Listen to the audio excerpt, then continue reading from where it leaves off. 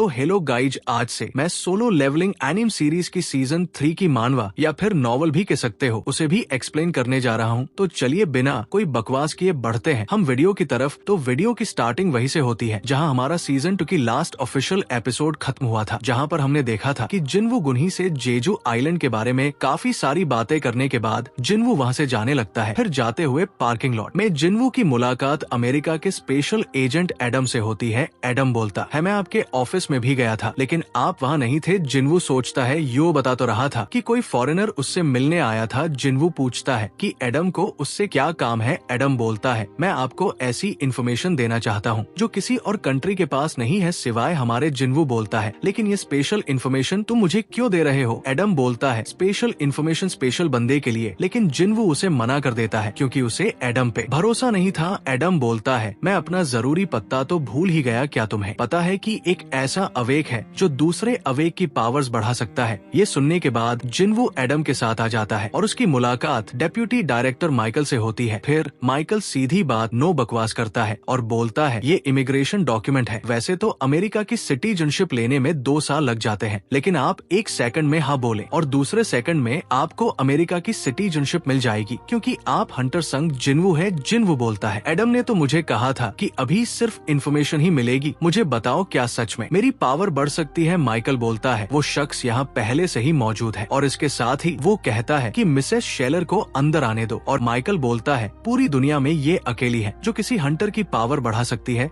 जिन्वू देखता है कि मिसेस सेलन का ऑरा बाकी हंटर से काफी डिफरेंट है। फिर माइकल मिसेस सेलन को अपनी एबिलिटीज एक्सप्लेन करने के लिए कहता है। मिसेस सेलन कहती है, तुम्हें भी यकीन नहीं आ रहा ना कि तुम्हारी पावर्स बढ़ सकती है, लेकिन एक बार तुमने मेरी एबिलिटीज देख ली तो तुम इसके दीवाने हो जाओगे। तुमने सुना होगा, अगर एक बार हंटर अवेकन हो जाए तो वो अपनी पावर नहीं बढ़ा सकता, तो क्या आप बढ़ा सकती है। मिसेस सेलन बोलती है, मैं हंटर को 3 स्टेजेस से गुजरवास की पावर बढ़ा सकती हूँ। माइकल बोलता है, ये बिल्कुल सच कह रही है, लेकिन एक बार ये अपनी एबिलिटी यूज कर ले तो इन्हें काफी देर तक रेस्ट करना पड़ता है। तभी हर साल सिर्फ गिने चुने हंटर्स को ही अपनी पावर्स बढ़ाने का मौका मिलता है। जिन्वू सोचता है, तो मैं उन गिने चुने में से हूँ और अगर ये सच है तो इससे बहुत फायदा होगा। इस एबिलिटी से कितनी पावर बढ़ती है। मिसेस सेलन बोलती है, वैसे तो ये हंटर पे डिपेंड करता है, लेकिन तीसरा स्टेज पूरा होने के बाद 20 से 30 पर पावर बढ़ जाती है। जिन्वू सोचता है, 20 से 30 पर तभी तो डोंगू अपने कंट्री को छोड़कर यहाँ आ गया और ऐसी ऑफर पे तो कोई भी हंटर पिघल जाएगा। अगर ये इन्फॉर्मेशन बाहर की दुनिया को पता चल गई तो माइकल बोलता है, तभी तो मिसेस सेलन हमारे साथ है, हम इनको सेफ रखते हैं और पैसे भी देते हैं बदले में। मिसेस सेलन उन हंटर्स की पावर बढ़ाती है जिन्हें हम चुनते हैं और मिसेस सेलन की एबिलिटी हमारी तरफ से आपके लिए गिफ्ट है। जिन्वू सोचता है, ये गिफ्ट नहीं बल्कि डील है। माइकल बोलता है, अगर आप अमेरिका के हंटर बनते हैं तो हम आपको one of the best guild में रखेंगे और इसके अलावा आपको बाकी फायदे भी मिलेंगे। मिसेस सेलन बोलती है, जल्दबाजी मत करो, हम तुम्हें पहले फ्री में डेमो देंगे जो कि तुम्हारा गिफ्ट होगा। जिन्वू हैरान था कि ये सब फ्री में हो रहा है। जिन्वू सोचता है, इन्होंने ही कहा था अगर मैं इनकी एबिलिटी देख लूं तो मैं एबिलिटी का दीवाना बन जाऊंगा। क्या इनको अपनी एबिलिटी पर इतना कॉन्फिडेंस है। फिर मिसेस सेलन जिन्वू का हाथ पकड़कर बोलती है, मेरी आंखों में देखो, यही पहला स्टेप है। माइकल सोचता है, वाह, ये तो जाल में गिर गया। पहले स्टेज से गुजरते ही ये हमारे पास दौड़ा चला आएगा, या हो सकता है ये अभी के अभी कॉन्ट्रैक्ट साइन कर दे। जेजू आइलैंड रेड जिसमें कोटो और यूजी मारा गया, इस बंदे ने वो रेड अकेले ही खत्म कर दी। मैं जानना चाहता हूँ इसकी एबिलिटी का क्या लेवल है। फिर अपनी एबिलिटी को यूज करके मिसेस सेलन जिन्वू के अंदर चली जाती है जहाँ पर बहुत अंधेरा था। फिर मिसेस सेलन को अपने पीछे जिन्वू नजर आता है और वो डर कर जोर से चिल लाना शुरू हो जाती है। ये देख उनके गार्ड्स अपनी बंदूकें जिन्वू पर तान देते हैं। माइकल बोलता है, तुम क्या कर रहे हो, क्या तुम जानते नहीं ये कौन है। अगर तुम्हें मिसेस सेलन की टेंशन हो रही है तो उन्हें यहाँ से ले जाओ। फिर माइकल जिन्वू से माफी मांगता है। वही बॉडीगार्ड्स मिसेस सेलन को ले जाने लगते हैं। जिन्वू को समझ नहीं आता कि यहाँ क्या चल रहा है। माइकल से बोलता है, अगर यहाँ थॉमस एंड्रे या लूज गैंग होता तो हम सब मारे जाते। माइकल मिसेस सेलन को देखता है जिनकी हालत बहुत खराब हो गई थी, तो वो जिन्वू से बोलता है, मिसेस सेलन की हालत अभी सही नहीं है, हम आपको बाद में कांटेक्ट करते हैं। फिर माइकल एडम से बोलता है, हंटर संग जिन्वू को उनके घर ड्रॉप करने जाओ। जिन्वू के जाते ही माइकल मिसेस सेलन से पूछता है, क्या हुआ। मिसेस सेलन कप कपात हुए बोलती है, ये आदमी किंग है, वो भी काफी पावरफुल किंग। माइकल बोलता है, इसका मतलब क्या ये नेशनल लेवल हंटर है। मिसेस सेलन बोलती है,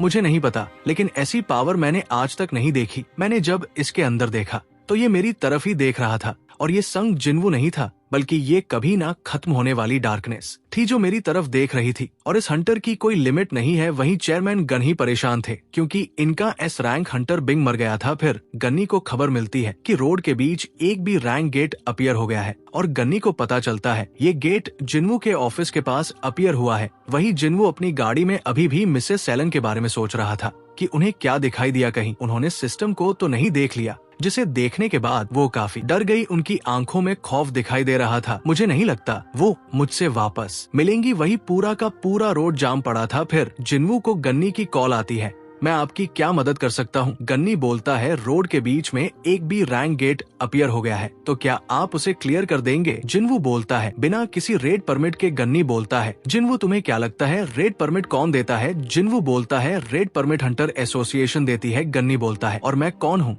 जिन्वू बोलता है, आप हंटर एसोसिएशन के चेयरमैन है। गन्नी बोलता है, तो इसका मतलब तुम्हें परमिट की टेंशन लेने की कोई जरूरत नहीं है। फिर जिन्वू गेट के पास आ जाता है। एक लड़की बोलती है, तुम यहाँ नहीं आ सकते। फिर उसे एहसास होता है कि ये तो एस रैंक हंटर संग जिन्वू है। वही बाकी लोग भी जिन्वू को देखकर खुश हो जाते हैं। वो लड़की बोलती है, भले ही आप एस रैंक हंटर हैं, लेकिन आप यहाँ बिना रेड परमिट के नहीं आ सकते, और अगर आपके पास परमिट हो भी तब भी आपको गेट में जाने के लिए कुछ हंटर साथ लाने होंगे। जिन्वू बोलता है, हाँ मैं गेट तक पहुँच गया हूँ, और यहाँ एक छोटा सा मसला हो गया है। फिर जिन्वू फोन उस लड़की को देता है। वो पूछती है, फोन पे कौन है? जिन्वू बोलता है, ये बंदा भी मेरे जैसा है जो रूल्स को तोड़ता है, तो शायद तुम्हें ये भी पसंद ना आए। फिर गन्नी लड़की से बात करता है, और जिन्वू बिना किसी मसले के गेट में हो जाता है। वो लड़की बोलती है, काश तुम्हारे पैर में मोच आ जाए और तुम मुंह के बल गिर जाओ। बाकी एसोसिएशन मेंबर्स देखते हैं कि ये ब्लू गेट रेड गेट में चेंज हो गया है। वो लड़की बोलती है, कहीं ये मेरी बदवाप में फंस गया है और वापस जाने का रास्ता भी बंद हो गया था, तो अब उसे थोड़ा ट्राई हार्ड करना होगा। फिर उसे अपनी माँ की बात याद आती है, जिसमें क्यंग बोलती है, तुम जो करना चाहते हो वो करो, मैं तुम्हारे साथ हूँ। इसमें तुम्हारी कोई गलती नहीं कि तुम एक एस रैंक हंटर बन के अवेकन हुए हो, तो तुम अब से लोगों की जान बचाओगे, ठीक अपने डैड की तरह, जो हंटर बनने से पहले एक फायर फाइटर थे और वो लोगों को बचाने के लिए बहुत जोशीले थे। उनका यही जोशीलापन देखकर मैं उनके प्यार में गिर गई और उनका ही खून तुम में दौड़ता है। फिर भी बहुत ज्यादा मेहनत मत करना, समझ गए? वही जिन्वू खुश था क्योंकि उसकी मदर उसके खिलाफ नहीं थी, लेकिन जिन्वू उसे ट्राई हार्ड सिचुएशन नहीं कह सकता क्योंकि उसके शैडो सोल्जर्स भी उसके साथ थे। जिन्वू बोलता है, हंटर हंट करने के लिए बना है और हंटर को ध्यान रखना चाहिए कि कहीं वो खुद हंट ना हो जाए। सिचुएशन कभी भी पलट सकती है और बेहतरीन हंटर की निशानी है कि वो कभी भी शिकार नहीं बनता। फिर चाहे वो कितने ही हजारों हंट करे, वो कभी भी पकड़ा नहीं जाता। चलो अगले शिकार को पकड़ते हैं। मेरा रुकने का कोई इरादा नहीं। वही अमेरिका के कुछ हंटर्स का सामना फ्रॉस्ट मोनार से होता है, जो फ्रेगमेंट्स ऑफ ब्रिलियंट लाइट को ढूंढ रहा था। फिर वहाँ योग मंट भी आ जाता है, जो खुद भी एक मोनार्क है। योगम यहाँ ईस्ट की एक टेरिटरी के बारे में बात करने आया था। सिलर बोलता है, क्या तुम उस टेरिटरी की बात कर रहे हो जहाँ शैडो मोनार्क है? लेकिन तुमने तो कहा था तुम उस जगह को देख लोगे। योगम बोलता है, सुनने में आ रहा है कि रूलर सॉन्ग्स का क्या? योगम बोलता है, शैडो मोनार्क को आर्किटेक्ट संभालेगा। एक और खुशखबरी ये है कि ग्रेटेस्ट फ्रेगमेंट ऑफ लाइट भी वहाँ है। सिलेट बोलता है, तभी तुम यहाँ मुझे ये बताने आए हो? योग मंड बोलता है, तुम उसका क्या करोगे? सिलेट बोलता है, उसका क्या करना है वो मैं देख लूंगा, लेकिन सबसे पहले हमें इससे निपटना होगा क्योंकि ये हमारे रास्ते में आने का सोच रहा है। ये आदमी बोलता है, ईस्ट की टेरिटरी, क्या तुम साउथ कोरिया की बात कर रहे हो? सिल बोलता है, तुम्हें उससे क्या? योगो मंड बोलता है, फ्रॉस्ट मोनार्ड, हमारे पास इतना टाइम नहीं है कि हम इस पर जाया करें। सिलेट बोलता है, हमें रोक सकते हो तो रोक लो। फिर सिलर यहाँ से जाने लगता है, लेकिन वो आदमी अपने डैगर को निकालकर सिलेट पर हमला कर देता है, जिसे सिलेट बड़ी आसानी से रोक लेता है। दूसरी तरफ रेड गेट का बॉस बोलता है, तो तुम हो जो मेरे भाइयों को मार रहा है। ये बहुत हैरान कुन बात है कि तुमने ये सब अकेले किया और तुम हमारी जबान भी बोल सकते हो, लेकिन मैं तुम्हें बता दूं कि अब तुम्हारा खेल खत्म होता है क्योंकि मेरे साथी पहले से ही तुम्हारा इंतजार कर रहे थे। चलो सब बाहर आ जाओ। लेकिन बॉस के बुलाने पर भी कोई नहीं आता है, ये तो काफी फनी था। चलो अब बाहर आओ। फिर शैडो सोल्जर बाहर आते हैं, जिन्होंने पहले ही सारे मॉन्स्टर्स मार दिए थे। लगता है कोई भी बाकी नहीं रहा। ये देखकर डंजो का बॉस चौंक जाता है। अब एक तरफ जिन्वू और उसकी शैडो आर्मी थी और दूसरी तरफ डंजो बॉस और उसके कुछ मॉन्स्टर्स थे। तुम्हारी हिम्मत कैसे हुई? इन सबको मार दो। फिर शैडो सोल्जर्स मॉन्स्टर्स में घुसकर उन्हें मारना शुरू हो जाते हैं। मुझसे पंगा मत ले। वही बीरू और इग्रेस बॉस पर हमला कर देते हैं। और टस्कुम्बिया है, मेरे सवालों के जवाब दोगे तो तुम्हें ज्यादा दर्द नहीं होगा। लेकिन इस बार भी जिन्वू को कोई इन्फॉर्मेशन नहीं मिलती, क्योंकि सिस्टम बीच में टांग अड़ा रहा था। वही जिन्वू जानता था कि वक्त के साथ साथ वो चीजें समझ जाएगा। फिर जिन्वू एक चाबी निकालता है जो उसे कर्स रैंडम बॉक्स से मिली थी जब उसका जेजू आइलैंड में 100 लेवल हो गया था। वही ये चाबी कार्टनो टेम्पल की थी और जिन्वू चाहकर भी कार्टनो टेम्पल को ना भुला सका, क्योंकि वहाँ से ही तो सारा खेल शुरू हुआ था और सिस्टम उसे फिर वही बुला रहा था। लेकिन इस बार तख्ता पलट चुका है। जिन्वू बोलता है, अगर ये सब कुछ पहले से ही तय था और सिस्टम मुझे वापस वही ले जाना चाहता है तो इंतजार की घड़ी खत्म हुई। मैं जल्द आ रहा हूँ। और जिन्वू के ये कहने के बाद यहाँ से सीन कट होता है और हम देखते हैं जिन्हो को, जो कि जिन्वू के हेटर्स को रिप्लाई दे रहा था, जो जिन्वू की बुराई कर रहे थे। इतने सारे हेड्स को रिप्लाई दे देकर जिन्हो बेचारा थक गया था। लगता है तुम बहुत मेहनत कर रहे हो। जिन्हो सोचता है, भाई ये बंदा कब आता है कब जाता है, कुछ पता ही नहीं लगता। जिन पूछता है क्या हुआ? जिन्हो बोलता है कुछ नहीं। फिर जिन्वू मैजिक क्रिस्टल से भरा हुआ बैग निकालता है और बोलता है, तुम कह रहे थे ना कि हमें नई गिल्ड बनाने के लिए पैसे चाहिए। इतने मैजिक क्रिस्टल्स देखकर जिन हो शॉक हो जाता है और बोलता है, अब हमें एम्प्लॉयज को सैलरी देने में मसला नहीं होगा। जिन्वू बोलता है, कौन से एम्प्लॉय? जिन्हो बोलता है, क्या तुम भूल गए हमें एक और गिल्ड मेंबर की जरूरत है? जिन्वू बोलता है, अच्छा हाँ, हमें 3 गिल्ड मेंबर्स चाहिए थे, guild master, vice guild master और एक और मेंबर। मैं चाहता हूँ कि हमारा तीसरा मेंबर दिल का अच्छा हो और कोई मसला तो नहीं है? जिन्हो बोलता है, एक और अर्जेंट मैटर है। तो जिन्वू थोड़ा अटेंशन के साथ सुनता है। जिन्हो बोलता है, हमें अपनी गिल्ड का नाम डिसाइड करना है। जिन्वू बोलता है, मुझे लगा था कुछ इम्पोर्टेंट होगा। वही जिन्हो इसके लिए सीरियस था। फिर जिन्हो गिल्ड का संघ यू नाम सजेस्ट करता है, जिसमें से संघ जिन्वू के नाम से था और यू जिन्हो के नाम से, और वो नहीं चाहता जिन्वू के नाम से पहले उसका नाम आए। जिन्वू बोलता है, सोलो प्ले गिल्ड कैसा रहेगा, क्योंकि वैसे भी हम सोलो हंटिंग करते हैं। ये सुनकर जिन्हो बोलता है, क्या ये कोई मजाक था? फिर अचानक से दरवाजा नॉक होता है। जब जिन्हो दरवाजे पर जाता है तो वो हैरान हो जाता है, क्योंकि दरवाजे पे एस रैंक हंटर चाहिन थी। जिन्वू बोलता है, चाहिन तुम यहाँ क्यों आई हो? चाहिन बोलती है, तुम्हारी गिल्ड ज्वाइन करने। जिन्वू बोलता है, थोड़ा डिटेल में समझाओ। चाहिन बोलती है, जैसे कि मैंने कहा मुझे तुम्हारी गिल्ड ज्वाइन करनी है। जिन्वू को ये बात समझ नहीं आती तो वो पूछता है, क्या चोई ने ऐसा करने को कहा है या तुम्हारी और चोई की लड़ाई हो गई है? चाहिन बोलती है, ऐसा कुछ भी नहीं हुआ। तो फिर ऐसा क्यों है कि तुम हमारी सोलो प्ले गिल्ड ज्वाइन करना चाहती हो? चाहिन बोलती है, गिल्ड का नाम सोलो प्ले है। जिन्वू बोलता है, वाइस गिल्ड मास्टर, और मैंने यही नाम डिसाइड किया है। जिन्हो बोलता है, गिल्ड का नाम सोलो प्ले कब हो गया? क्या तुम मेरे दिए नाम भूल गए? जिन्वू बोलता है, तुमने कोई जवाब नहीं दिया तो मुझे लगा कि तुम सोलो प्ले नाम पे राजी हो। अब मैं कंफ्यूज हो रहा हूँ, तो शांत हो जाओ। वही जिन्वू देखता है कि चाहिन की हार्ट बीट बहुत तेज है, लेकिन फिर भी वो काम रहने की एक्टिंग कर रही है। जिन्वू को समझ नहीं आता कि आखिर चाहे उसके गिल्ड क्यों ज्वाइन करना चाहती है। वो बोलता है, 2 साल पहले तुम अवेकन हुई थी तो अभी हंटर्स गिल्ड के साथ तुम्हारा कॉन्ट्रैक्ट चल रहा होगा। चाहिन बोलती है, मेरे पास इतने पैसे हैं कि मैं हंटर्स गिल्ड की पेनल्टी दे सकूं। जिन्वू सोचता है, ये तो पेनल्टी देने को भी तैयार है। हमारे पास इतने पैसे नहीं कि हम इतने हाई लेवल हंटर को सैलरी दे सके। चाहिन बोलती है, कोई बात नहीं, मैं कम सैलरी में ही राजी हूँ और मुझे बोनस भी नहीं चाहिए। तुम इतनी कोशिश क्यों कर रही हो? हमारी गिल्ड में आने से तुम्हें कोई फायदा नहीं होगा। चाहिन सोचती है, इसे मैं किस तरह बताऊं? नहीं, अगर मैं इसे बता दूंगी तो ये मुझे पागल समझेगा। फिर चाहिन उस पल के बारे में सोचती है जब उसे जिन्वू मिला था और वो उसकी स्मेल की दीवानी हो गई थी, जिसके बाद उसने जिन्वू को फॉलो करना शुरू कर दिया, यहाँ तक कि उसका ध्यान जेजू आइलैंड से भी हट गया था। उसने पूरी कोशिश करी कि वो जिन्वू को अपने दिल और दिमाग से निकाल दे, लेकिन फिर भी वो उसे भुला न सकी। जेजू आइलैंड के दौरान वो बहुत डरी हुई थी। उसे लग रहा था कि वो मर जाएगी, लेकिन फिर उसे पता चला कि वह जेजू आइलैंड से जिंदा बचकर वापस आ गई है। वो पूछती है कि जिन्वू जेजू आइलैंड में आया था और गढ़ी बोलता है, हाँ। चाहिन सोचती है, मुझे लगा ही था ये सपना नहीं होगा। इधर चाहिन को कुछ समझ नहीं आ रहा था कि वो जिन्वू को किस तरह अपनी फीलिंगलेस रहे। ये सब सोचकर चाहिन का मुंह टमाटर की तरह लाल हो जाता है, तो वो अपने मुंह को छुपाना शुरू हो जाती है। जिन्वू सोचता है, इसके दिमाग में क्या चल रहा है? क्या ये मुझे कुछ बताना चाहती है? ये कोई जवाब ही नहीं दे रही और इसे ब्लश करता देख मुझे लग रहा है ये मुझसे कुछ छुपा रही है। क्या तुम मेरी बात का जवाब नहीं दोगी? चाहिन बोलती है, मैं सुकून से रहना चाहती हूँ, क्या मैं रह सकती हूँ? ये सुनकर जिन्वू शॉक हो जाता है। वही जिन्हो बोलता है, जरा सोचो, हंटर से ये कितना तंग होगी। जिन्वू सोचता है, चाहिन करीब 22 साल की है तो उस पर एस रैंक होने का बहुत बर्डन होगा। साथ ही अभी जेजू आइलैंड पे उसकी हालत बहुत खराब हो गई थी। मैं इसकी सिचुएशन समझ सकता हूँ। लेकिन फिर जिनवू बोलता है हमारी गिल्ड का एक एंट्रेंस टेस्ट होता है। चाहिन बोलती है लेकिन नोटिस में तो ऐसा कुछ नहीं लिखा था। जिनवू बोलता है ये नई पॉलिसी है, तो हो सकता है वाइस गिल्ड मास्टर से कोई गलती हो गई हो।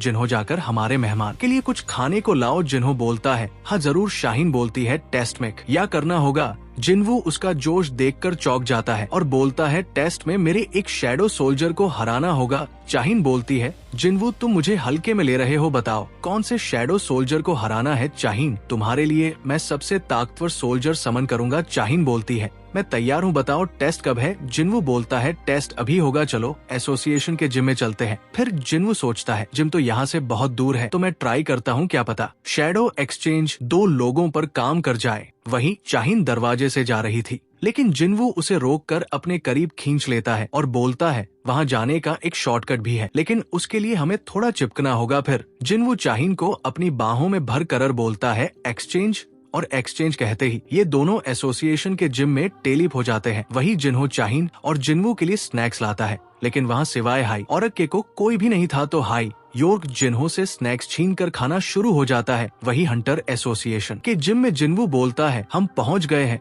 ये देखकर चाहिन चौंक जाती है। वही जिनवू सोचता है मैं बिल्कुल सही था। शैडो एक्सचेंज एक गेट की तरह काम करता है। मेरी लोकेशन एंट्रेंस बन जाती है और शैडो सोल्जर की लोकेशन एग्जिट बन जाती है। वो अलग बात है कि शैडो एक्सचेंज का कूल डाउन टाइम 3 घंटे है, लेकिन मैं इससे दुनिया के किसी भी कोने में जा सकता हूँ। चलो शुरू करते हैं। चाहिन बोलती है लेकिन मैं तो अपना वेपन लाई नहीं। जिनवू उसको तंग करने के लिए बोलता है अच्छा। वो पिकस के बारे में सुनकर चाहिन एम्बरसमेंट में मुझे कोई अच्छा वेपन मिल जाएगा। फिर चाहिन अपने हंटर कार्ड को यूज करके स्टोरेज खोलती है जहां काफी सारे वेपन पड़े हुए थे, जिनमें से एक तलवार चाहिन अपने लिए चुनकर बोलती है मैं तैयार हूँ। जिनवू बोलता है क्या तुम्हें मसला नहीं होगा क्योंकि ये तुम्हारा नॉर्मल वेपन नहीं है। चाहिन बोलती है वेपन से फर्क नहीं पड़ता क्योंकि मॉन्स्टर तो किसी भी वेपन से मर सकता है। जिनवू सोचता है इसकी बात ठीक है और जितना मेरा अंदाजा है एक आम शैडो सोल्जर पलक झपकते ही खत्म हो जाएगा। तो जिनवू इग्रेस को समन करता है और बोलता है ये